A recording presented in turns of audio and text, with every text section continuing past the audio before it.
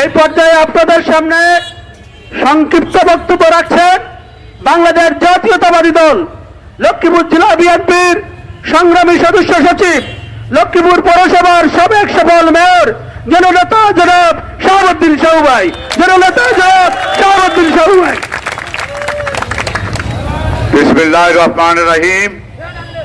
উপস্থিত নেতৃবৃন্দ এবং সর্বসাধারণ ভাইরা, আপনারা সবাই জানেন দীর্ঘ 15 বছর থেকে এই লক্ষ্মীপুর সহ সারা বাংলাদেশে অন্যায়, অত্যাচার, অবিচার, হামলা, মামলা, গুম দিয়ে বাংলাদেশের মানুষকে স্তম্ভিত করে রেখেছিল এই সেই শেখ হাসিনার সরকার। বিভিন্নভাবে আমাদের নেতাকর্মীদেরকে হামলা দিয়ে আজকে কারাবরণ করেছিল এবং দিনের ভোট রাত্রে করেছিল। 14 সালের ভোটের কথা আপনারা জানেন, 18 সালের ভোটের কথা আপনারা জানেন, এবং সর্বশেষ 24 সালের ভোটের ঘটনা আপনারা সবাই জানেন। এই দেশের ভোটের যে অধিকার ছিল মানুষের, আমার ভোট আমি দেব, যাকে ইচ্ছা তাকে দেব, সেই যে কথা ছিল, এই কথা তৎকালীন এই বিজেপি সরকার আওয়ামী লীগ এটা প্রতিষ্ঠা করেছিল যে ভোট জোর করে নিতে হবে, জনগণের ভোট দিতে হবে না, তারা নিজেরাই সিল মেরে ভোট কেড়ে নিয়ে তা সরকার গঠন করেছে। আজকে আমাদের ছাত্র সমাজ জেগেছে, তাদের নেতৃত্বে প্রায় অল্প কয়েকদিনের আন্দোলনের মাধ্যমে এই শেখ হাসিনার পতন ঘটিয়েছে এবং হাসিনা তার বংশ তারা বিমানে ইন্ডিয়া পালিয়ে গিয়েছে। এখন ইতিমধ্যে আমাদের ছাত্র সমাজ এবং ঊর্ধ্বতন সরকার, ঊর্ধ্বতন কর্মকর্তারা মিলেমিশে হয়তো সরকার গঠন করতেছে।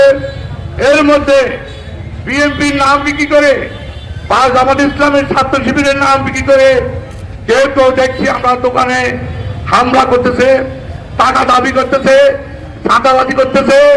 আমাদের একটাই অনুরোধ থাকবে, আজকে আমরা সিদ্ধান্ত নিয়েছি, যারা চাঁদার জন্য আসবে, যারা জায়গা জমি পাবে বলে দখল করতে আসবে, যদি এরকম কোনো ঘটনা ঘটে আপনার সঙ্গে সঙ্গে তাদের ছবি উঠে আমাদের বিএনপি আপনারা ফোন দিবেন।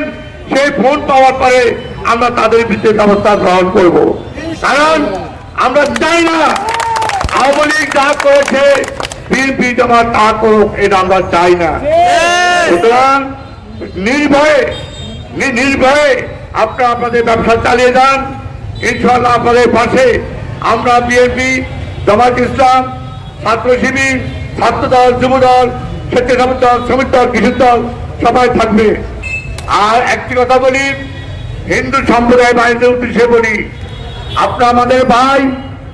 আমরা যখন আমরা ক্ষমতায় ছিলাম, আমরা কোনোদিন হিন্দুদের সম্পদ নিয়ে, হিন্দুদের দোকানপাট নিয়ে আমরা কোনোদিন আমাদের বিএনপি অন্যায় করে নাই। কিন্তু আমরা দেখতে পাচ্ছি আমাদের কানে নলেজে আসছে কিছু হিন্দু ভাইদেরকে উস্কানি দিচ্ছে তাদের সম্পদ দখল করার জন্য এবং দোকানপাটে যাচ্ছে চাঁদা তোলার জন্য।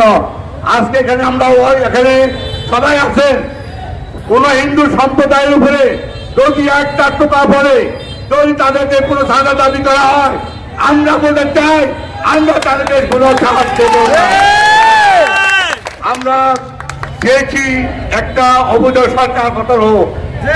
আমরা আল্লাহর অশেষ রহমতে সকল মহাবন্ধের দোয়ায়, মসজিদে মাদ্রাসায় যারা দোয়া করছেন তাদের দোয়া কবুল করেছে। আমি মনে করি আমাদের এই থেকে পাওয়া কিছু নাই।